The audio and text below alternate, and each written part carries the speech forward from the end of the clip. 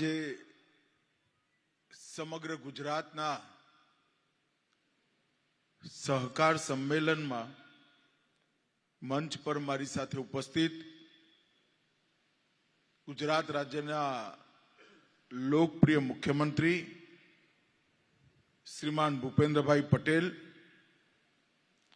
ગુજરાત રાજ્યના સહકારિતા મંત્રી શ્રી જગદીશ વિશ્વકર્માજી, ગુજરાત રાજ્ય સહકારી સંઘના અધ્યક્ષ શ્રી ઘનશ્યામભાઈ અમીન, શ્રી જેઠાભાઈ ભરવાડ, નાફેડના ચેરમેન શ્રી શામલભાઈ પટેલ, અમૂલના અધ્યક્ષ શ્રી અજયભાઈ પટેલ, અધ્યક્ષ ગુજરાત રાજ્ય સહકારી બેંક શ્રી ચંદ્રપાલ સિંહ યાદવ, અધ્યક્ષ ક્રિપકો શ્રી નરહરિભાઈ, રાજ્યસભાના મારા સાથી સાંસદ શ્રીમાન ભૂપેન્દ્રસિંહજી ચુડાસમા, ભારતીય જનતા પાર્ટીના વરિષ્ઠ નેતા શ્રી માનસિંહભાઈ પટેલ, શ્રી ડોલરરાય કોટેચા, શ્રી જ્યોતિન્દ્રભાઈ મહેતા, શ્રી બિપિનભાઈ પટેલ, શ્રી રવિન્દ્ર રાણા અને આજે ગુજરાતભરમાંથી આ સાયન્સ સિટીના હોલમાં સહકારિતા સંમેલનમાં ઉપસ્થિત સૌ સહકારી આગેવાનોને મારા નમસ્કાર और આપ સૌનું સ્વાગત કરું છું। મિત્ર, આપણે સૌ જાણીએ છીએ કે 2025નું વર્ષ આંતરરાષ્ટ્રીય સહકારિતા વર્ષ તરીકે ઉજવવાનો નિર્ણય યુનાઇટેડ નેશન્સે લીધો અને સહકારિતા સમગ્ર વિશ્વની અંદર આજે એટલી જ પ્રાસંગિક છે જેટલી 1900ની સાલમાં હતી અને એટલા માટે જ સહકારિતા વર્ષની શરૂઆત ભારતમાં કરવાનો નિર્ણય થયો, કારણ કે 2021થી મોદી સાહેબના નેતૃત્વમાં ભારતમાં સહકારી આંદોલનને પુનર્જીવિત કરવાનો એક બહુ મોટો પ્રયાસ અહીંયા થયો અને એનું અનુમોદન કરવા માટે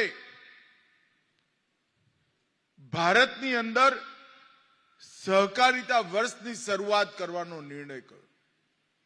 દિલ્હીમાં કાર્યક્રમ થયો હતો, તમારામાંથી ઘણા બધા સહકારી આગેવાનો ઉપસ્થિત પણ હશે। દેશના વડાપ્રધાન નરેન્દ્રભાઈએ એ કાર્યક્રમનું ઉદ્ઘાટન કર્યું અને સહકારથી સમૃદ્ધિ અને વિકસિત ભારતમાં સહકારિતાની ભૂમિકા, એ બંને સૂત્રો એમને દેશના સહકારી નેતાઓની સામે રાખ્યા। એના અંતર્ગત જ આજે ગુજરાતની અંદર આ સહકારિતા સંમેલનનું આયોજન થયું છે। મિત્રો, આગળના વક્તાઓએ 21 થી લઈ 25 સુધી સહકારી ક્ષેત્રમાં જે બદલાવ થયા, જે પરિવર્તનો થયા, એની વાત તમારી સામે મૂકી છે, પરંતુ આ પરિવર્તનો નીચે સુધી ના પહોંચાડીએ, આ પરિવર્તનો પેક્સ અને પેક્સના મેમ્બર અને ખેડૂત સુધી ના પહોંચે તો આ પરિવર્તનો પણ સહકારી ક્ષેત્રને મજબૂત નહીં કરી શકે અને એટલા માટે આપણા માટે ખૂબ જરૂરી છે કે સહકારી સંસ્થાઓને જો આગળ વધારવી હોય તો ચાહે પેક્સ હોય, ચાહે સરાફી મંડળી હોય, ચાહે દૂધ મંડળી હોય, ચાહે મત્સ્ય સંપદાની મંડળી હોય કે હાઉસિંગ મંડળી હોય, દરેક પ્રકારની મંડળીની અંદર જાગૃતતા, સહકારનું પ્રશિક્ષણ અને પારદર્શિતા, આ ત્રણેય લાવવાનો પ્રયાસ આપણે કરવો પડે અને ભારત સરકારના સહકાર વિભાગે સહકારિતા વર્ષનું લક્ષ્ય એ જ રાખ્યું છે અને એટલા માટે સાયન્સ ઓફ કોઓપરેશન અને સાયન્સ ઇન કોઓપરેશન, સહકારિતાના વિજ્ઞાનને પુનર્જીવિત કરવું, આધુનિક બનાવવું અને વિજ્ઞાનનો સહકારિતામાં ઉપયોગ કરવો, ટેકનોલોજીનો ઉપયોગ કરવો, બંને પર ભારત સરકારે ભાર મૂક્યો છે. અને મિત્રો, આપણી જવાબદારી છે કે આઝાદીના આંદોલન વખતે ઊભી થયેલી આ સહકારી ચળવળ 75 વર્ષની આઝાદીમાં એક પ્રકારથી લકવાગ્રસ્ત હતી. દેશના સહકારી નકશા પર નજર રાખીએ તો દેશના ખૂબ મોટા ભાગ ઉપરથી સહકારિતા આંદોલન સમાપ્ત થયું.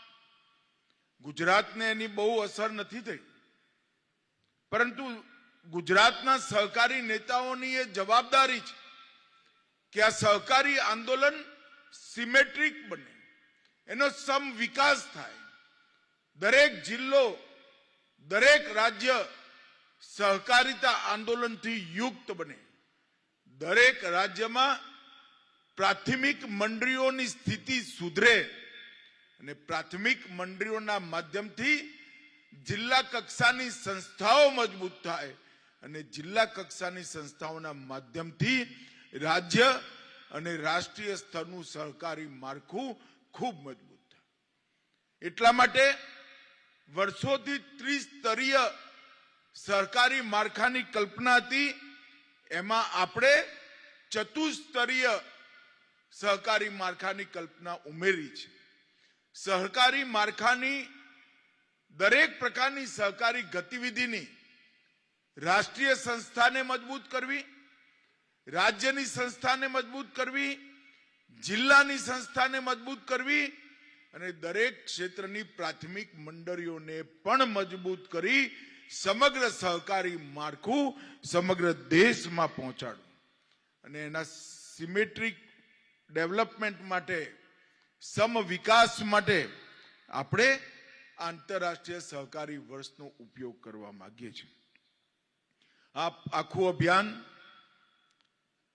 3 સ્તંભો પર આધારિત છે.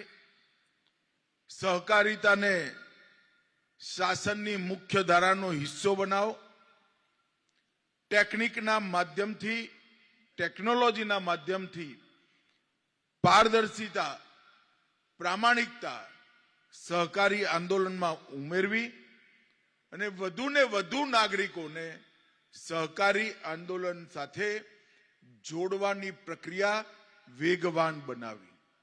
આ ત્રણેય સ્તંભ પર આ સહકારિતા વર્ષમાં કામ કરવાની જરૂર છે અને એટલા માટે અનેક પ્રકારના ઇનિશિયેટિવ, લગભગ 57 ઇનિશિયેટિવ અત્યાર સુધીમાં ભારત સરકારના સહકાર વિભાગ દ્વારા લીધા છે. હું કંઈ બધું તો બતાવવા માંગતો નથી, પરંતુ આજે ગુજરાતભરના સૌ સહકારી આગેવાનો જ્યારે અહીંયા ઉપસ્થિત છે ત્યારે મારી આપ સૌને વિનંતી છે, એક પ્રયોગ સમગ્ર દેશમાં આપણે ગુજરાતમાં પ્રાથમિક ધોરણે ચાલુ કર્યું છે. સહકારિતામાં સહકાર. બધી સહકારી સંસ્થાઓએ પોતાનું કામકાજ સહકારી સંસ્થાઓ સાથે જ કરવું.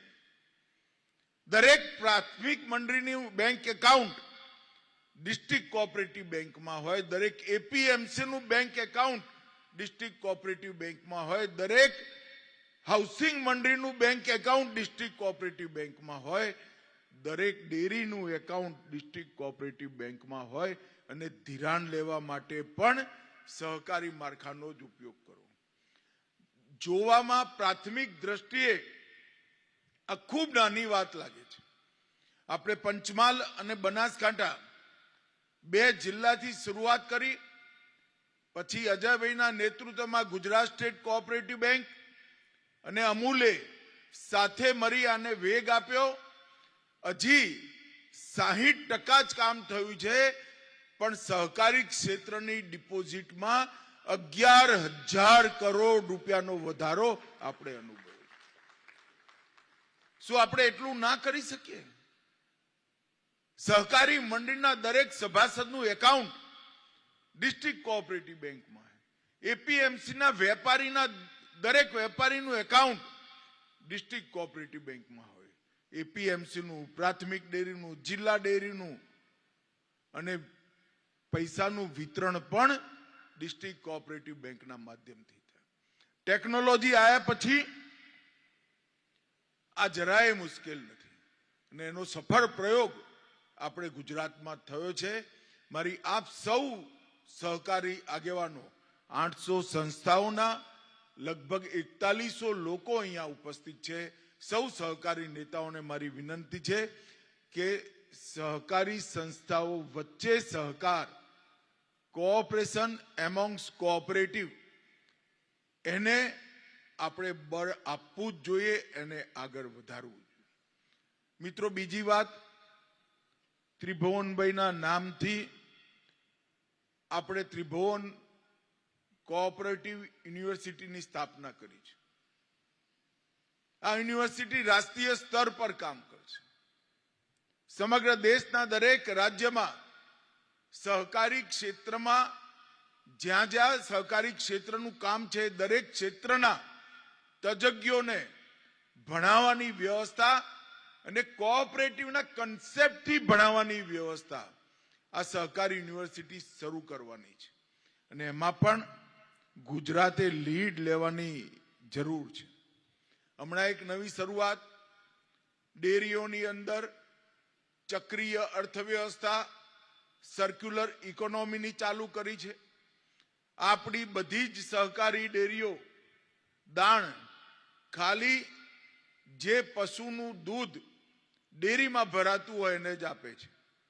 આપણે દાણને વેપાર તરીકે સ્વીકાર કરી ગુજરાતના દરેકે દરેક પશુ સુધી આપણું દાણ પહોંચે એની વ્યવસ્થા કરવાની છે. પશુનું આરોગ્ય પણ કોમર્શિયલ રીતે બધા પશુઓને આપણા સહકારી માળખા જોડે જોડવાના છે. ગોબર, છાણ, એની પણ સંપૂર્ણ ઇકોનોમી કોઓપરેટિવ સેક્ટરની અંદર લાવવાની, અને પશુ મરી જાય ત્યારે એનું ચામડું અને એના હાડકા અને શિંગડાની પણ સહકારી મંડળીઓ બનાવી સંપૂર્ણ વ્યવસ્થા, એક સર્ક્યુલર ઇકોનોમીનો પ્રયોગ પણ આપણે ચાલુ કરવાના છે થોડાક સમયની અંદર. અને એના માટે ડેરી માટે જોઈતા દરેક પ્રકારના સાધનો પણ હવે કોઓપરેટિવ સંસ્થાઓ બનાવવાની છે. આઈસ્ક્રીમ બનાવવો હોય તો એની મશીનરી, ચીઝ બનાવવું હોય, પનીર બનાવવું હોય, દૂધને ચિલ્ડ રાખવાનું હોય, એનું ફેટ માપવાનું હોય, આ દરેક પ્રકારની વ્યવસ્થા સહકારી કંપનીઓના માધ્યમથી, સહકારી માલિકીની કંપનીઓના માધ્યમથી આપણે ઊભી કરવાના છે. અને એનો પ્રયોગ પણ ગુજરાતથી જ શરૂ થવાનો છે. અને ગુજરાતમાં આવા નાના નાના અનેક પ્રયોગો ઓલરેડી થઈ ચૂક્યા છે. એને ભેગા કરી આપણે આગળ વધારવાના છે. ઘનશ્યામભાઈએ કહ્યું એ રીતે પેક્સને જ્યાં સુધી મજબૂત ના કરીએ, પ્રાથમિક મંડળીને મજબૂત ના કરીએ, ત્યાં સુધી સહકારી માળખું મજબૂત ના થાય.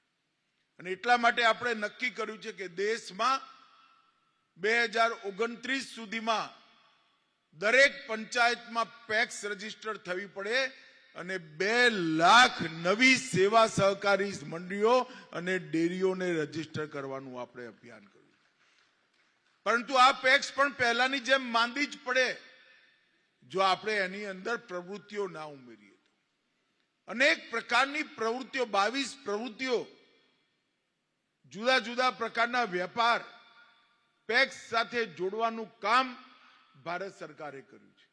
અને મને વિશ્વાસ છે કે આવનારા દિવસોમાં એક પણ પેક્સ જે રજીસ્ટર થઈ છે એ આર્થિક રૂપે બીમાર ન પડે એની વ્યવસ્થા આના માધ્યમથી થઈ જશે. અને થોડાક જ સમયમાં ભારત સરકાર લિક્વિડેશનમાં ગયેલી પેક્સનું જલ્દી નિપટારો અને એની જગ્યાએ નવા પેક્સનું રજીસ્ટ્રેશન માટે પણ એક નીતિ લઈને આવવાની છે. મિત્રો, સહકારી ક્ષેત્રમાં મોદી સાહેબના નેતૃત્વમાં અનેક પ્રકારની નવી શરૂઆતો જવા થઈ રહી છે. એ વખતે આંતરરાષ્ટ્રીય સહકારી વર્ષનો ઉપયોગ કરી સભાસદો સુધી જાગૃતતા પહોંચાડી પારદર્શિતા, નવા આયામો અને તજજ્ઞ ભરતી આ ત્રણેયનો ઉપયોગ કરી આપણે સહકારી માળખાને મજબૂત કરવાની જરૂરિયાત છે. આજે ઘનશ્યામભાઈએ સહકારિતા વર્ષનો કન્સેપ્ટ ક્લિયર કરવા માટે અહીંયા લગભગ 4000થી વધુ સહકારી આગેવાનોને બોલાયા છે. બપોરના સત્રમાં 57 ઇનિશિયેટિવ માટે પણ પૂરી સમજ આપવાની છે. કોઓપરેટિવના મોડેલને રાજ્યની તમામ સહકારી સંસ્થા, તમામ પેક્સ, તમામ સભાસદો જે દૂધ મંડળના ખેડૂતો જે દૂધ ભરી રહ્યા છે એ બધાને આપણે કોઓપરેટિવના માધ્યમથી જોડીએ અને માત્ર જોડવા પૂરું નહીં, માત્ર બેંકમાં એકાઉન્ટ ખોલવું જેટલું નહીં, પણ એમાં તમામ પ્રકારના ટ્રાન્ઝેક્શનો થાય અને સહકારિતાનું આ મોડેલ આખા દેશમાં જાય એવી બંને સાહેબોની જ્યારે લાગણી છે ત્યારે આપણે બધા જ મિત્રોને ઇનિશિયેટિવ લઈએ. સરદાર પટેલ જેવા મહાન નેતાના માર્ગદર્શન હેઠળ ભારતમાં સહકારિતાનો જે પાયો નખાયો અને પાયો નાખ્યો ત્યારે ત્રિભુવનદાસ કાકા અને એને સૌથી મોટું સાચું સન્માન આપવાનું કામ આ વખતે બજેટની અંદર ત્રિભુવન પટેલ યુનિવર્સિટી જે સ્થાપવાનું કામ કર્યું છે. આગામી દિવસોમાં ત્રિભુવન પટેલ સહકારિતા યુનિવર્સિટીના કારણે યુવાનો અને મહિલાઓને એ પણ નવા જનરેશન જોડાશે. ઘનશ્યામભાઈએ કીધું એમ કે નવા આપણને અધિકારીઓ મળશે અને સહકારિતાને વધુ મજબૂત કરી શકીશું. મિત્રો, ગુજરાત સરકારે માનનીય ભૂપેન્દ્રભાઈના વટવણ હેઠળ જે પણ માર્ગદર્શન હેઠળ જે યશસ્વી પગલાં ભર્યા છે, મંડળીના કરોડો સભાસદોના હિતમાં અનેકવિધ નિર્ણયો જ્યારે લીધા છે. સહકારી મંડળના સભાસદ માટે અગાઉ રાજ્ય સરકાર ડિવિડન્ડની મર્યાદા જે 15%થી વધારીને 20% કરી છે, જેના કારણે આનો લાભ કરોડો સભાસદોને મિત્રો થવાનો છે અને ભેટ મર્યાદામાં વધારો કર્યો છે. રાજ્ય સહકારી મંડળીના સભાસદોની મંડળી સાથે જે જોડાઈ જાય છે તેને સભાસદના ભેટ મર્યાદામાં 66%થી લઈ અને લગભગ 150% જેટલો જે વધારો કરવામાં આવ્યો છે. મિત્રો, આ બધી બાબત બતાવે છે કે સહકારિતા ખાતું અથવા સહકારિતા વિભાગ અથવા સહકારિતા નીચે કેટલી મજબૂતાઈથી મિત્રો પહોંચી રહ્યું છે. જે રીતે ભારત સરકાર દ્વારા ખેડૂતોના કૃષિ પેદાશોના વેચાણ માટે નવી નેશનલ લેવલની જે સહકારી સંસ્થાઓ રચવામાં આવી છે, નેશનલ કોઓપરેટિવ એક્સપોર્ટ લિમિટેડ, ભારતીય બીજ સહકારી સમિતિ અને નેશનલ ઓર્ગેનાઇઝેશન સહકાર લિમિટેડ, મારે આપ સૌ સહકારી આગેવાનોને મારો અનુરોધ છે કે આપણા ગામની તમામ પેક્સ આ બધી જે નેશનલ કોઓપરેટિવની અંદર એ સભાસદ બને અને એનો સીધો લાભ આ ગામની તમામ પેક્સને મળવાનો છે. મિત્રો, આપણે બધા જ મિત્રો આ ઇનિશિયેટિવ લઈ અને સાહેબે જેટલા પેક્સમાં 20 જેટલા નવા ઇનિશિયેટિવ લીધા છે એ તમામ પેક્સને જે ગામને જે પેક્સને જે અનુકૂળ છે, કોઈ જન ઔષધિ કેન્દ્ર ખોલે, કોઈ પેટ્રોલ પંપ ખોલે, કોઈ રેલવે ટિકિટનું કામ કરે, જે પેક્સને જે અનુકૂળ છે આ તમામ ઇનિશિયેટિવ મિત્રો આપણે લઈશું તો ગામડાઓની અંદર સમૃદ્ધિ આવશે, યુવાનોને રોજગારીની તક મળશે. અત્યારે દેશની અંદર ગુજરાતના મોટા ભાગના ગામડામાં આપણે માઇક્રો એટીએમ આપવામાં પણ સફળ રહ્યા છીએ. આપણે બધા જ મિત્રો આ બધી જ બાબતોની ઇનિશિયેટિવ લઈ અને આગળ વધીએ.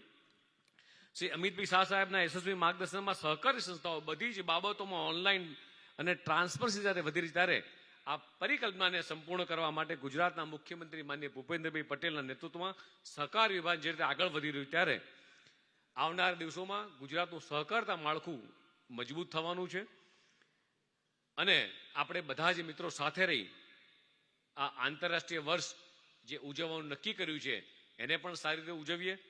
આ મહાસંમેલનમાં શ્રી ઘનશ્યામભાઈ પટેલ તથા સમગ્ર ટીમને પણ અભિનંદન પાઠવું છું અને છેલ્લે એવું કહીશ કે સહકાર એટલે વિશ્વાસ, સહકાર એટલે વિકાસ, સહકાર એટલે જનભાગીદારી, સહકાર એટલે કિસાનનું સશક્તિકરણ, સહકાર એટલે આત્મનિર્ભર ભારતની પ્રેરણા અને સહકાર એટલે મોટા સંકલ્પને સિદ્ધ કરવાનું સપનું. એ સહકાર. ભારત માતા કે જય, વંદે માતરમ. આપની પ્રેરણા અને માર્ગદર્શન માટે ખૂબ ખૂબ આભાર માનનીય મંત્રીશ્રી આપનો. સહકારિતાની સામૂહિક શક્તિ થકી ગુજરાત આર્થિક ઉન્નતિનો માર્ગ પ્રશસ્ત કરી રહ્યું છે. સહકારિતાના મંત્રને ચરિતાર્થ કરી રહેલ એવા દેશના રોલ મોડેલ ગુજરાતને વિકાસના નવા શિખરો સર કરાવવા માટે કટિબદ્ધતાપૂર્વક જેઓ કર્તવ્યરત છે એવા ગુજરાતના સબળ, સરળ અને સક્ષમ મુખ્યમંત્રી શ્રી ભૂપેન્દ્રભાઈ પટેલને આવો ખૂબ ખૂબ તાળીઓથી સાદર આમંત્રિત કરીએ આપના માર્ગદર્શન માટે.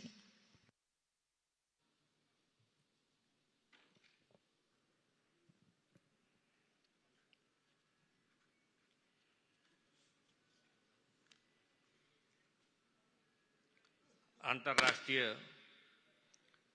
સહકારિતા વર્ષ 2025 અંતર્ગત આયોજિત સહકારી મહાસંમેલન 2025ના કાર્યક્રમમાં આપણી સૌની સાથે મંચ ઉપર ઉપસ્થિત ગાંધીનગર લોકસભા મતક્ષેત્રના યશસ્વી સાંસદ માન્ય કેન્દ્રીય ગૃહ અને સહકારિતા મંત્રી શ્રી અમિતભાઈ શાહ સાહેબ, મારા સાથી મંત્રી શ્રી જગદીશભાઈ વિશ્વકર્મા, ગુજરાત રાજ્ય સહકારી સંઘના ચેરમેન શ્રી ઘનશ્યામભાઈ અમીન, ગુજરાત સ્ટેટ કોઓપરેટિવ બેંકના ચેરમેન શ્રી અજયભાઈ પટેલ, રાજ્યસભાના સાંસદ શ્રી નરહરિભાઈ અમીન, પંચામૃત ડેરીના ચેરમેન શ્રી જેઠાભાઈ ભરવાડ, અમારા વડીલ મુરબ્બી અને પૂર્વ મંત્રી શ્રી ભૂપેન્દ્રસિંહજી ચુડાસમા, GCMFના ચેરમેન શામળજીભાઈ પટેલ, ICAના ચેરમેન શ્રી ચંદ્રપાલસિંહ યાદવ, સર્વ ચેરમેનશ્રીઓ, ડિરેક્ટરશ્રીઓ, સૌ હોદ્દેદારશ્રીઓ,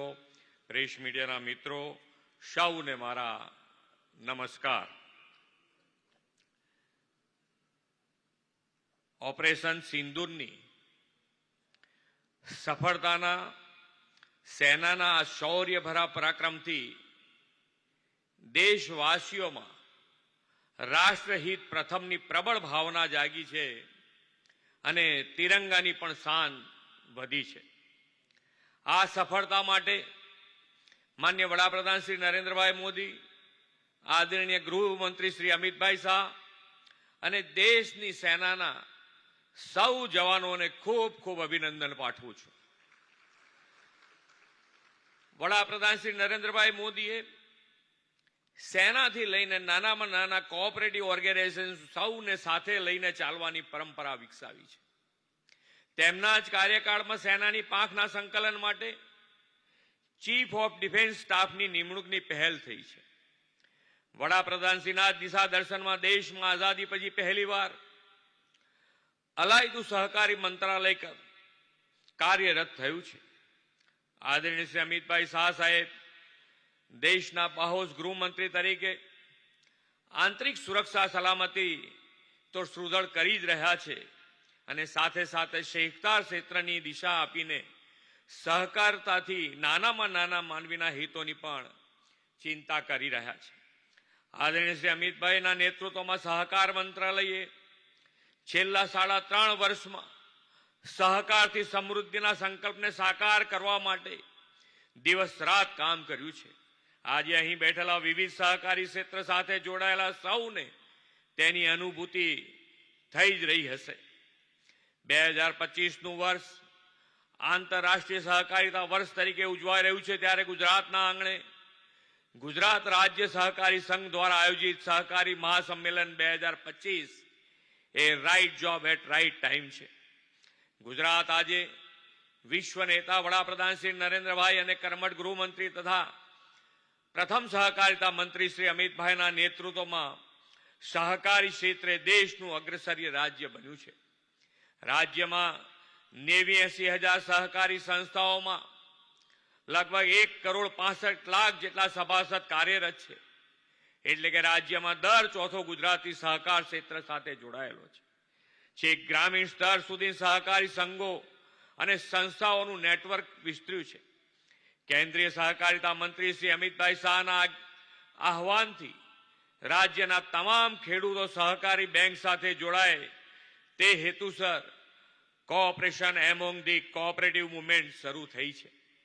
સહકારિતાને પ્રોત્સાહન મળે અને સહકારથી સમૃદ્ધિ સાકાર થાય તે માટે પ્રાથમિક વિષયક સહકારી મંડળીઓ પેક્સને આર્થિક રીતે વધુ સક્ષમ બનાવવા માટે આ વર્ષના બજેટમાં વિશેષ જોગવાઈ પણ કરવામાં આવી છે.